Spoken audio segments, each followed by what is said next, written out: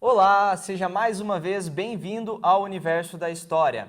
Hoje estamos aqui para falar de corrida espacial. Eu, Lucas Baura, que você já conhece de outros vídeos do canal, e pela primeiríssima vez estamos recebendo meu amigo de longa data, Eduardo Teixeira, ele que também é graduando do curso de História aqui da Universidade Tuiuti do Paraná, já está se formando. Parabéns, mano, seja bem-vindo aí ao canal, cara. Eu que agradeço pela oportunidade de estar aqui nesse vídeo e é uma questão muito especial para mim e estou agradecido por estar aqui. Ah, que legal, cara. Pô, a gente tem, né, amigo já faz tanto tempo, muito antes do curso de História, e hoje estamos aí gravando um vídeo, coisa bacana. Pessoal, hoje a gente vai falar sobre corrida espacial. Veja, esse é um tema bem importante para você que está aí se preparando para fazer uma prova de vestibular, você que vai fazer o Enem, vai prestar um concurso, que seja. Esse é um tema bem importante. Porque, apesar de ser um tema da Guerra Fria, cada vez mais a gente tem observado nessas provas que se tenta puxar questões que possam ser linkadas com a nossa atualidade. E é nesse sentido que a gente observa a importância da corrida espacial, né? Porque, embora a corrida espacial da Guerra Fria tenha ficado reservada ao século XX, hoje, cada vez mais a gente tem visto avanços relacionados ao desenvolvimento da tecnologia de exploração espacial. Isso mesmo, Baura. Aí que a gente vê também a questão do neoliberalismo atuando no mercado da corrida espacial, né?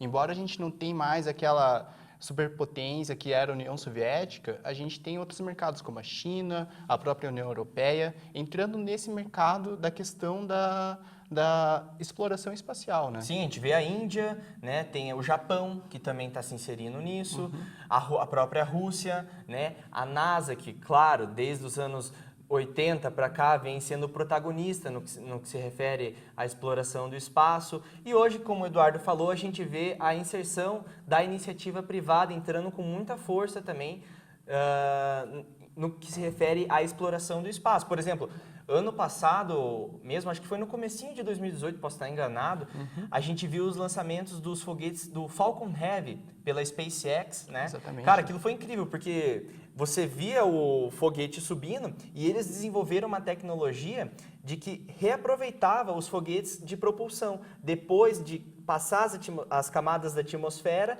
a cápsula se separava e os foguetes de propulsão eles se tornavam do mesmo lugar de onde eles da onde eles saíram, para a partir disso reaproveitar isso. Com isso se economiza muito dinheiro, né? É um ponto bem interessante. A gente vê que cada vez mais a exploração do espaço é um tema atual para nós. Cada dia mais a gente vê a descoberta de exoplanetas, né? Exatamente. Até a figura espontânea do Elon Musk, né, que é o dono da SpaceX, a gente vê até um carisma em questão do business por dentro disso. Claro. Né? A questão de ter um personagem que atua não só como empresário, mas também como um vendedor, né? Exato. Nesse lançamento do Falcon Heavy, eles mandaram um carro, né? Ou seja, não é à toa que um carro estava indo para o espaço, de certa forma. Eu especulo que esse carro tenha vendido aos montes, né? Então, óbvio, eles estão expandindo. E tocando David Bowie ainda, E tocando David Bowie, Space Oddity. Enfim, gente, então, falamos um pouquinho aqui sobre a questão atual da corrida espacial e agora a gente pode ir diretamente para a questão da corrida da Guerra Fria, né? E para isso a gente pode começar lá da segunda metade do século XIX. Pois é, você aí pensando que eu ia começar direto já na década de 50? Não, dá pra gente começar lá no século XIX, para mostrar como que as propagandas, as produções literárias, as produções do cinema, de certa forma, elas já faziam uma projeção relacionada à exploração do espaço, quando se imaginava para onde iria o desenvolvimento tecnológico e o desenvolvimento científico. Por exemplo, com essa obra que você está vendo aí na tela, né, a obra do Júlio Verne, Da Terra à Lua, obra lançada no ano de 1865, ou seja, no comecinho da segunda metade do século XIX. Essa obra é uma obra... O autor em si é um dos precursores, tido quase como que o pai do que hoje a gente conhece por ficção científica.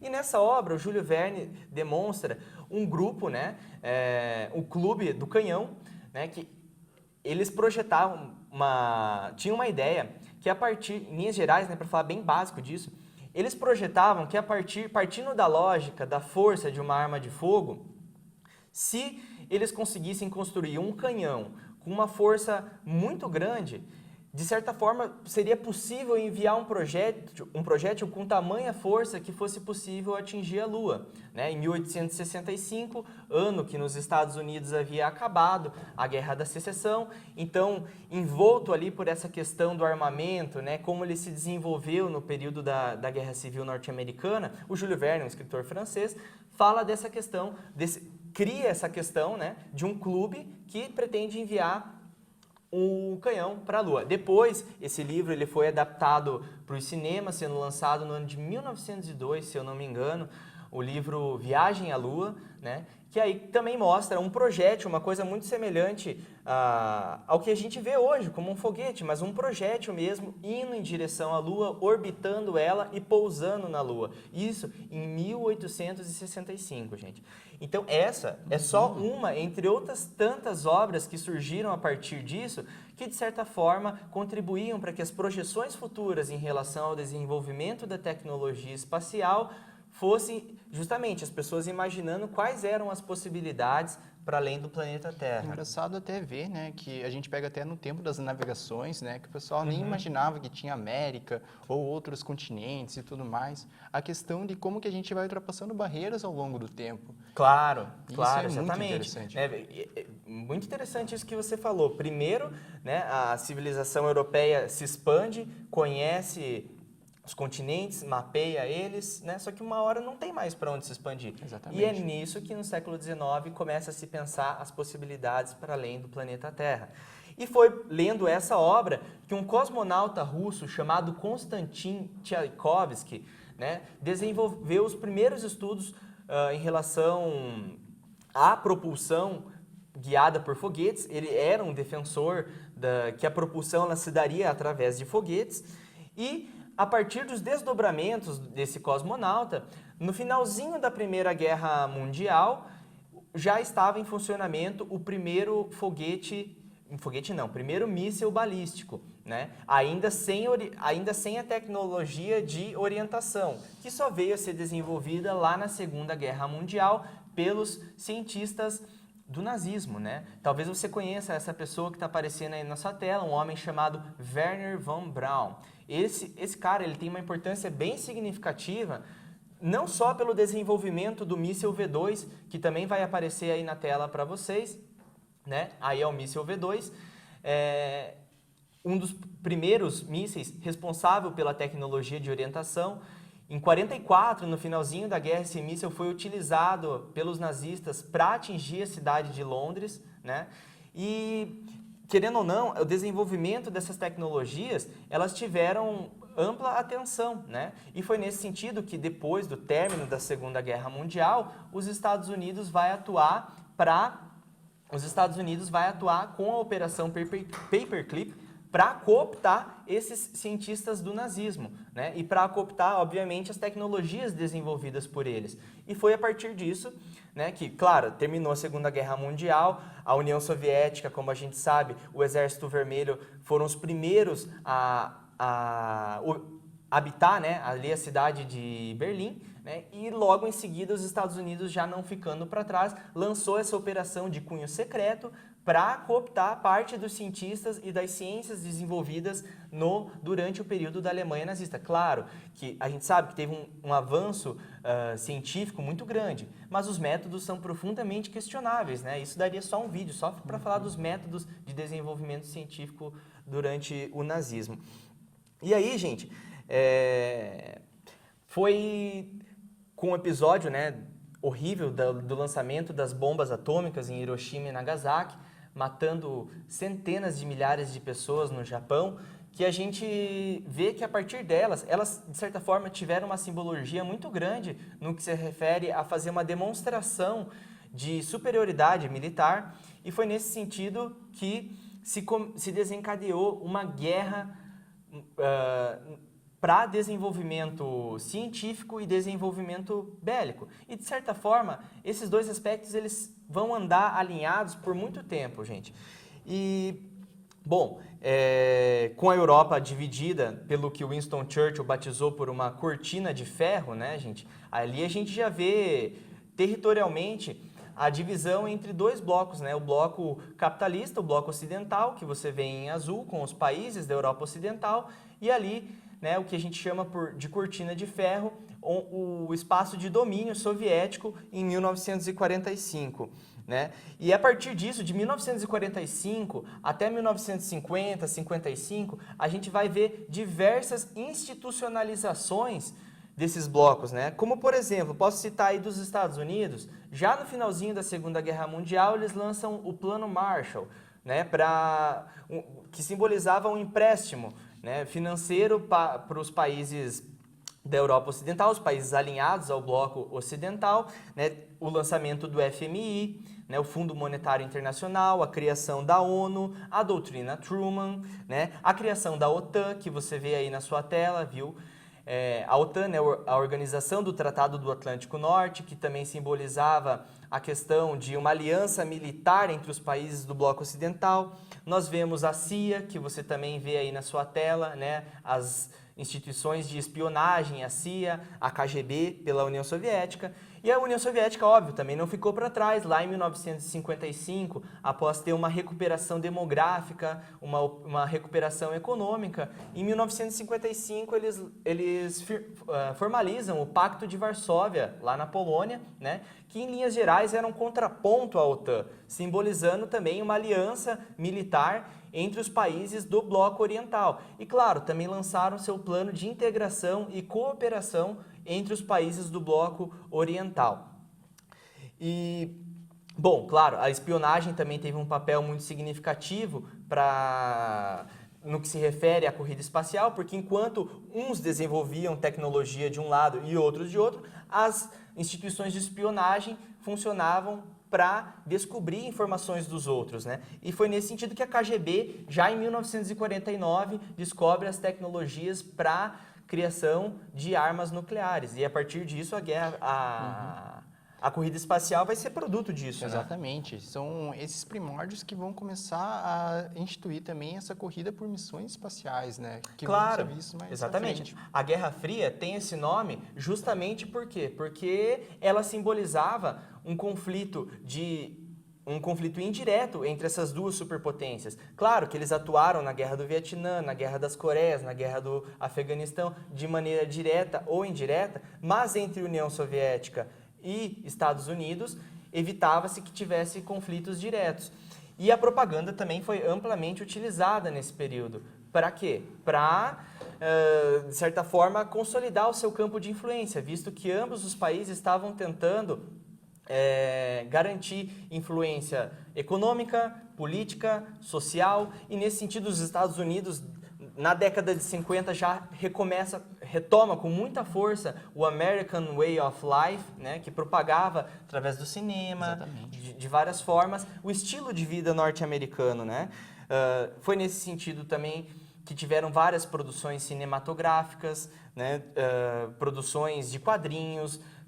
De várias formas, eles tentavam fazer a propaganda do bloco ocidental, enquanto que na União Soviética também. Você vai ver aí na sua tela exemplos da propaganda do bloco oriental, né? A propaganda anti-imperialista soviética, né? A propaganda do homem soviético indo rumo ao espaço, né? E, claro, eu trouxe aqui também um livrinho, gente, o livro 2001, lançado em 1968 pelo autor Arthur C. Clarke, que também é uma produção de ficção científica que coloca os Estados Unidos, projeta os Estados Unidos em lançamentos futuros, projeta os Estados Unidos como os protagonistas de Odisseias no espaço, né? Esse livro que, claro, para além de todo o sentido conceitual que tem nessa obra, a gente nota, né, que por ser uma obra produzida em 68, justamente um ano antes do lançamento da missão Apollo 11, né, que levaria o homem à Lua, esse livro ele traz essa questão dos Estados Unidos, já no ano de 2001, protagonizando odisseias intergalácticas. Isso é muito interessante, cara. Muito bem. Agora, dando continuidade, Baura, a gente pode passar para a parte das missões espaciais. Claro. A gente tem, em 1957, né, o Conselho do Ano Internacional de Geofísica, lançado pelo Conselho Internacional de Ciência, e é a partir daí que a gente tem uma questão de vários estudos sendo debatidos na mídia. Então, desde o lado dos Estados Unidos até do lado da União Soviética. E é a partir daí que vai começar a corrida espacial. Muito bem. A gente também vai ter, primeiro, em alguns meses depois, o lançamento do satélite Sputnik, exatamente em 4 de outubro de 1957. Então, no mesmo ano, a gente já tem uma resposta da União Soviética. Que colocava a União Soviética como os precursores, né? Isso teve uma simbologia grande. Exatamente. Então, tipo, o pessoal viu, assim, um foguete voando até o espaço. E isso também criou um pânico na sociedade, porque eles olharam assim, nossa, os soviéticos mandaram um foguete. Mas esse foguete também podia ser uma arma, podia ser alguma coisa. Tinha aquele todo pavor que era construído no imaginário da Guerra Fria, né, Bárbara? Claro. Muito bem. Passando alguns meses depois, em 3 de novembro de 1957, a gente tem o lançamento da cadelinha Laika, que em português, ela significa, o nome dela é Kudryavka, e que em português é Crespinha. Era um apelido até meio fofo, né, assim. E é interessante saber que a Laika, infelizmente, ela não sobreviveu nessa missão e tudo mais, ela ficou pouco tempo viva na missão. Mas isso foi interessante, por um outro lado, científico, é claro, que um ser vivo conseguiria aguentar a pressão atmosférica naquele canto, né? Isso é muito, muito importante para a ciência. Eram momentos experimentalistas, né? De lançar, de experimentar, ver o que dava certo, né? Para ir dando continuidade. Exatamente, Bauro. A gente passando agora para o ano de 1958, a gente tem uma resposta estadunidense, né? Muito bem. E é o lançamento da Explorer 1. A Explorer 1 foi um satélite que detectava alguns sinais, né, na órbita do planeta, e aí que aconteceu a detectação do cinturão de Van Allen, que é um cinturão radioativo que fica em volta da Terra. Então, tanto quando a gente vai fazer alguma missão espacial agora, tem que ter todo um cuidado com a radioatividade que passa nesse cinturão.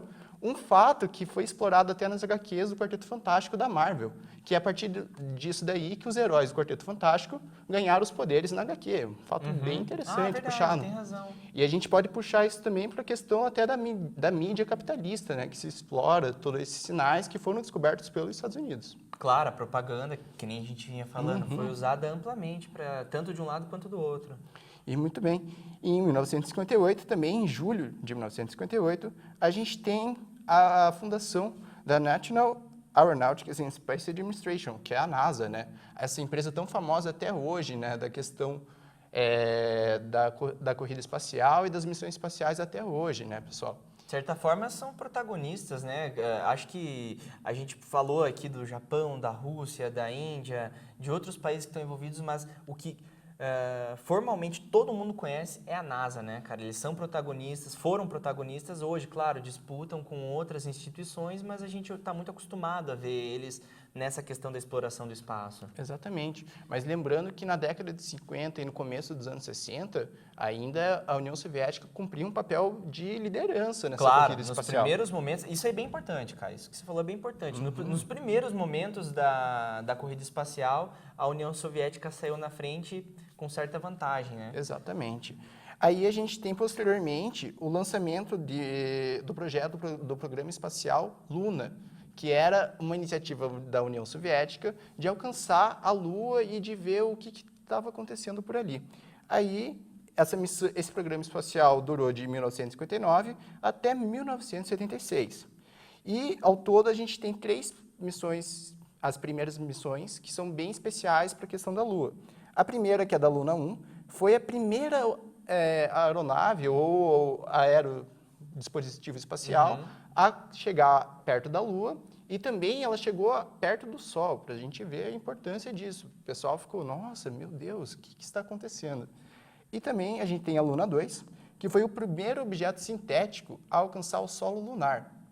Aí o pessoal já ficou, nossa, eles alcançaram a Lua, já jogaram o primeiro objeto lá, mas ainda assim um ser vivo ali, né?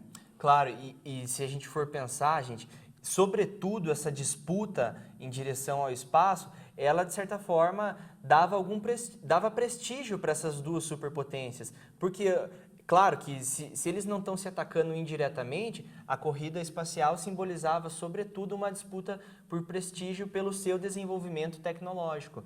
E é nesse sentido que a União Soviética lança essas missões, os Estados Unidos encara aquilo como uma afronta e vai tentar bater de frente até se sobrepor. Aí que está a corrida de influência, Uhum. né? Aí começa a vir a disputa. E, por fim, a Luna 3, que fotografou o lado oculto da Lua, né? É até interessante que isso pode ter até influenciado o nome do álbum do Pink Floyd, o Dark Side of the Moon. Com certeza, né? Cara, você sabe que ano que foi lançado essa? Porque o Dark Side foi lançado, se eu não me engano, em 72, produzido, mas é bem... Não, acho que já tinha passado. Mas são contextos parecidos. Então, a Luna 3, ela foi já no ano de 59, as 3 missões no ano de 1959. Quando o Pink Floyd lança o Dark Side, acho que já estava acabando, assim, já estava no finalzinho da corrida espacial, mas, claro, de certa forma, até acho que teve alguma influência desse contexto. Exatamente. Sim. Agora a gente vai também à questão do ser humano ir ao espaço, né? A gente tem um icônico astronauta soviético, Yuri Gagarin, no ano de 1961, em 12 de abril, ele chegou a ver a Terra. Aí que ele joga uma incrível frase que é marcada nos livros de história até hoje, né? A Terra é azul, como é maravilhosa. Ela é incrível. Tamanho a beleza que o astronauta ficou intrigado, né? Uhum. E veja, ele viu a Terra azul e redonda, gente. E redonda, muito importante. Não era plana. Isso é bem importante pontuar, né? Porque, né, era de pós-verdade, mas... Continuando. Exatamente. E em 1962 veio a resposta estadunidense com o aeronauta John Glenn. O John Glenn ele foi o primeiro estadunidense a chegar ao espaço. Então a gente vê aí já uma resposta estadunidense na corrida espacial. E é a partir desse ano que a gente vê um divisor de águas na corrida espacial. Enquanto os Estados Unidos jogava propostas para levar o ser humano ao espaço, a União Soviética investia em satélites, em órbita da Terra. A gente tem dois ideais nesse meio tempo, certo? Aí que vai surgir, em 1962 também, o Programa Espacial Apollo, o tão famoso Programa Espacial Apollo. Esse tem um papel, esse também acho que, de certa forma, é o que a gente tem mais contato, né, cara? O Programa Apollo, porque foi o que efetivamente levou o homem à Lua. Né? E esse era o propósito do programa. Do programa, né? Também.